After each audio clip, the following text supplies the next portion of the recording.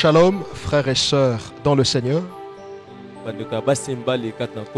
Nous sommes très heureux de vous retrouver en cet instant, de partout où vous êtes, pour un temps d'édification, mais aussi pour un moment de prière, un moment où nous allons adorer le Seigneur Jésus.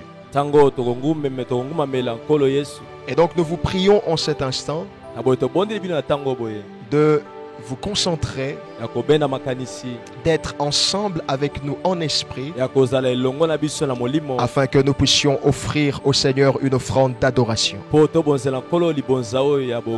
vais demander à quelques frères et sœurs de la chorale qui sont présents de nous proposer un cantique afin que nous puissions adorer le Seigneur. La chorale.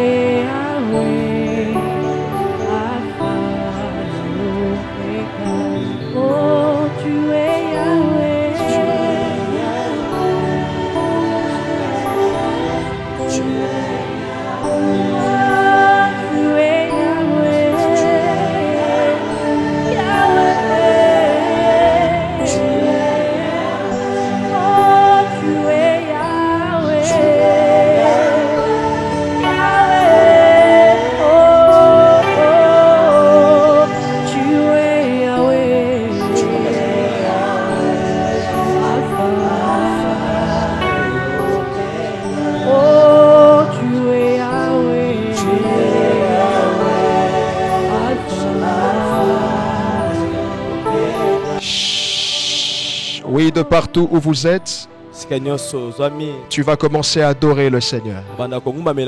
Dis-lui juste, tu es Yahweh. Dis-lui juste, tu es Alpha. Tu es Oméga. Tu m'as réveillé ce matin. Je viens t'adorer. Tu m'as protégé durant toute la journée d'hier. Je viens t'adorer. Tu m'épargnes de toute forme de pandémie. Tu m'épargnes de toute forme d'épidémie. Je viens t'adorer. Je viens te célébrer. Tu es Yahweh. Seigneur, nous t'élèvons. Seigneur, nous te magnifions. Si nous respirons, c'est pour t'adorer. Si nous respirons, c'est pour t'élever. Si nous respirons, c'est pour te magnifier. Reçois la gloire. Tu es Yahweh. Tu es Alpha. Tu es Oméga. Reçois la gloire. Reçois l'honneur. Alléluia. Alléluia. Tu vas dire à Dieu, apprends-moi à t'aimer. Je vais t'aimer plus que moi-même. Je vais t'aimer plus que mon travail. Je vais t'aimer plus que mes enfants. T'aimer plus que mon époux. Je veux t'aimer plus que ma propre vie. Fais cette prière du plus profond de ton cœur. Élève ta voix. Prie avec nous. Alléluia. Alléluia. Apprends-nous à t'aimer, Seigneur. Apprends-nous à t'aimer, Jésus. Tu nous as aimés le premier et donc tu nous appelles à t'aimer aussi. Nous te bénissons, nous te magnifions. Alléluia. Alléluia. Alléluia. Alléluia. Apprends-moi à vivre pour toi. Jésus, sois l'oxygène de ma vie. Sois la source de ma vie. Au nom de Jésus. Père, nous te bénissons. Merci de bénir la suite de ce programme. Au nom suprême de Jésus-Christ. Nous disons Amen. Amen. Chers frères et sœurs, nous sommes une fois de plus très heureux de vous retrouver. De partout où vous êtes, nous savons que vous êtes nombreux en train de nous suivre. Maintenant, nous voulons partager la parole de Dieu. Alors, le sujet que je nous propose ce matin s'intitule L'épreuve, virgule, un sujet de joie. Je répète, l'épreuve, virgule, un sujet de joie. Je nous propose de lire Jacques chapitre 1er verset 2. Il est écrit: mes frères, regardez comme un sujet de joie complète les diverses épreuves auxquelles vous pouvez être exposés. De quoi s'agit-il dans ce texte? Jacques est en train de nous faire une recommandation importante. Jacques est en train de nous prodiguer un conseil très sage. Quel est donc ce conseil? Il nous dit: regardez comme un sujet de joie les différentes épreuves auxquelles vous pouvez être exposés.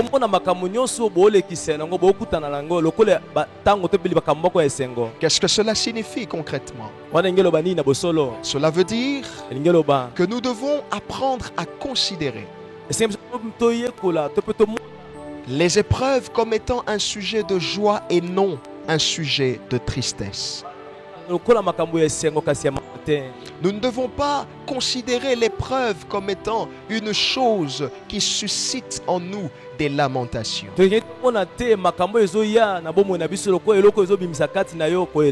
Mais l'épreuve devrait susciter en nous la joie, le sentiment d'allégresse.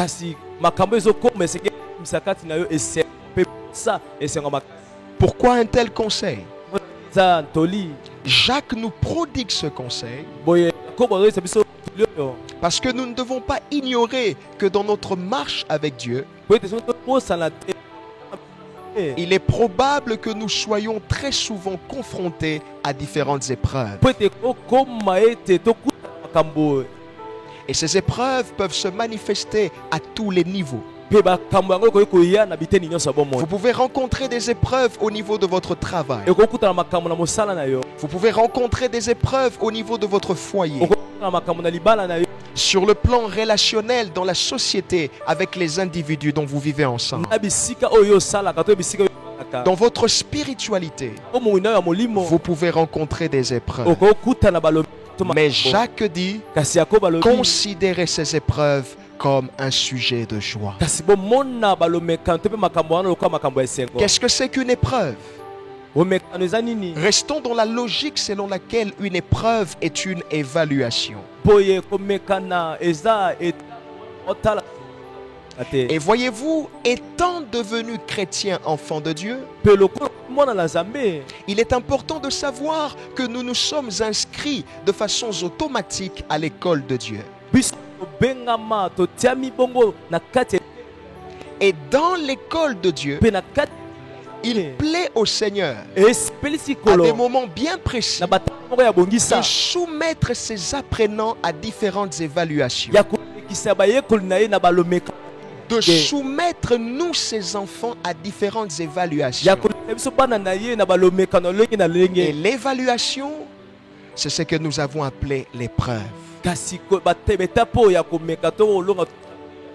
D'où la question: mais pourquoi Dieu peut permettre l'épreuve?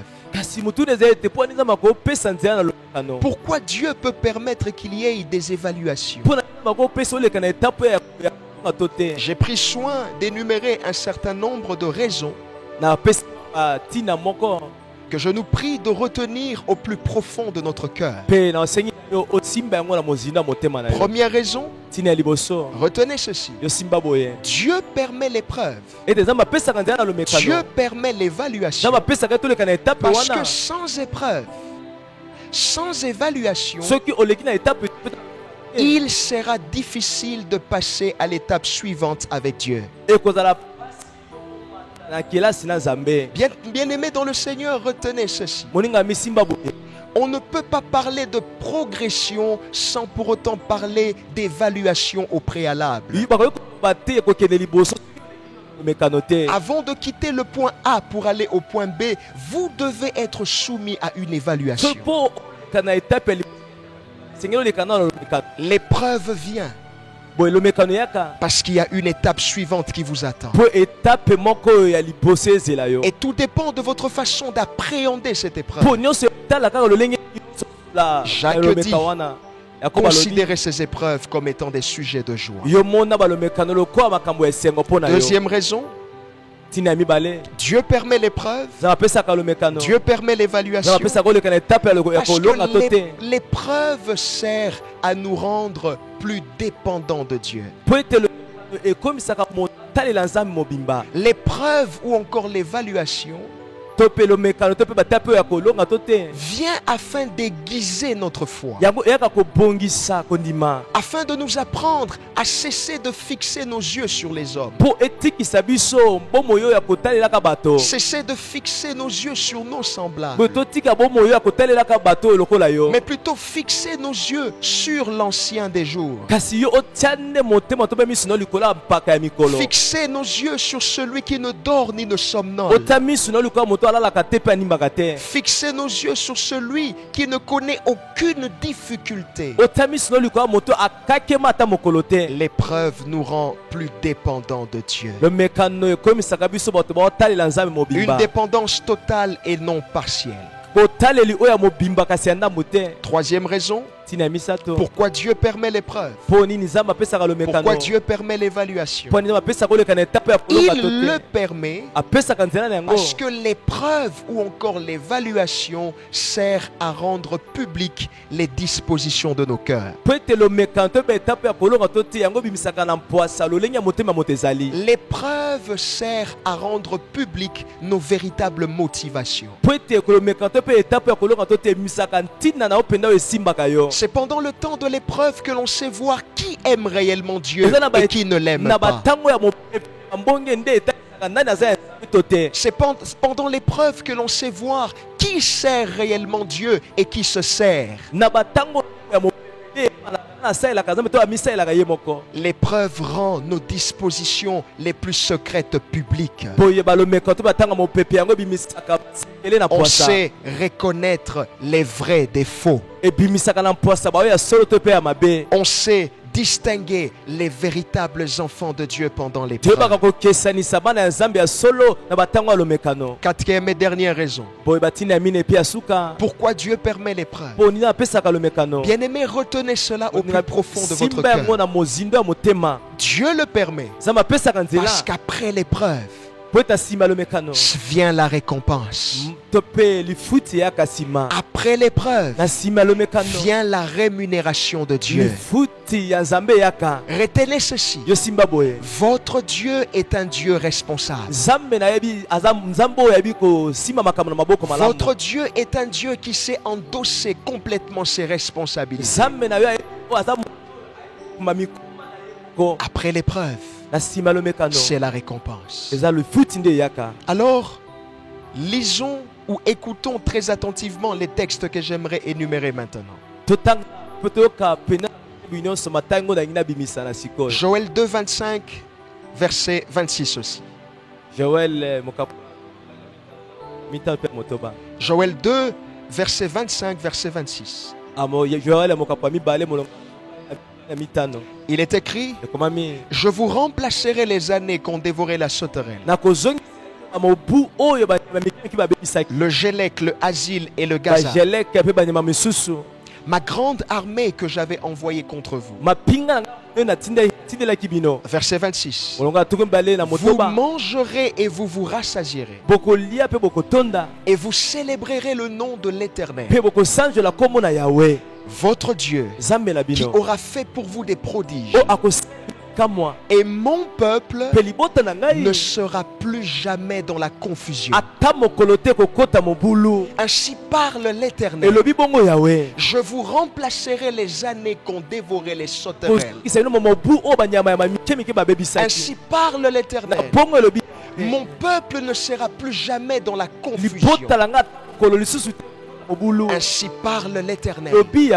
Après l'épreuve, après le désert, après l'évaluation, après les difficultés, viendra la récompense. Que quelqu'un dise très fort Amen.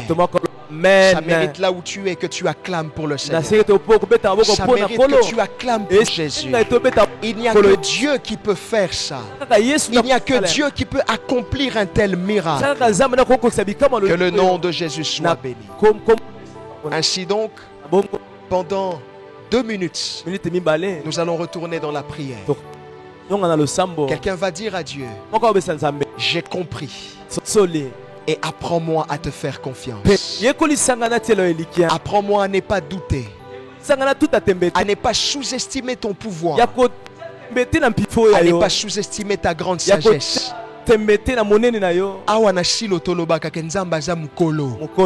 Dis à Dieu, apprends-moi à ne pas douter du fait qu'Ozalaka Mukolo. Là où tu es, élève ta voix, prie le Seigneur. Alléluia. Alléluia. Oh, apprends-moi à te faire confiance. Apprends-moi à croire en ton autorité, à croire en ta puissance. Apprends-moi de croire en toi. Alléluia. Le diable est un menteur. Le diable est un ennemi vaincu. Je ne veux pas douter. Je ne veux pas douter. Oui, tu remplaceras les années qu'ont dévoré les sauterelles. Oui, tu dis que mon peuple, ton peuple ne sera plus jamais dans la confusion. Nous te faisons confiance. Restez silencieux, je vais prier pour vous. Père Céleste, nous te disons merci. Je prie pour ce papa. Je prie pour cette maman. Je prie pour ce frère et cette soeur qui nous suit en cet instant. Ma prière est que tu les gardes.